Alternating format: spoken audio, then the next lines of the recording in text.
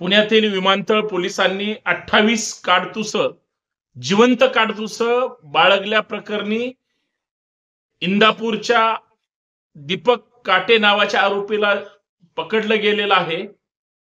तो कुठल्या पक्षाचा कार्यकर्ता आहे, त्याचे कुणाशी संबंध आहेत याची सुद्धा सखोल चौकशी झाली पाहिजे। वर्तमानपत्रामध्ये आज बातम्या वाचल्या आणि धक्का बसला की इतकी हिम्मत महाराष्ट्रामध्ये आणि ते पण पुणे जिल्ह्यामध्ये कुणाची होऊ शकते, ज्याच्याकडे 28 जिवंत काडतुस सापडली। सगळा शस्त्रसाठा विमानतळामध्ये घेऊन हा माणूस कुठे जात होता।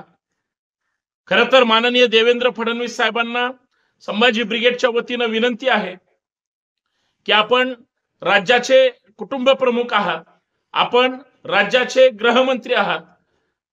पुणे काय महाराष्ट्र सुद्धा सुरक्षित नाही आणि जर दीपक काटे नावाच्या इंदापूरच्या या व्यक्तीकडे 28 जर बंदुका आणि त्याच्या गोळ्या सापडत असतील तर याचा मास्टरमाइंड कोण आहे हे शोधलं पाहिजे। दीपक काटेच्या सोशल मीडियावर ज्यावेळेस तपासण्यात आला, आम्ही सहज पाहण्याचा प्रयत्न केला, तर सत्ताधारी पक्षाचा त्या ठिकाणी तो कार्यकर्ता असल्याचं निदर्शनास येत आहे। त्याचे मनोहर उर्फ संभाजी भिडे यांच्या सोबत संबंध असतानाचा सुद्धा व्हिडिओ त्यामध्ये दिसतोय। म्हणजे याचे कुणासोबत संबंध आहेत, याचे कुणापर्यंत संबंध आहेत, सत्ताधाऱ्यांसोबत संबंध आहेत का, हे विमानतळ पोलिसांनी शोधलं पाहिजे आणि महाराष्ट्रासमोर या व्यक्तीचा खरा चेहरा आला पाहिजे अशी संभाजी ब्रिगेडची मागणी आहे।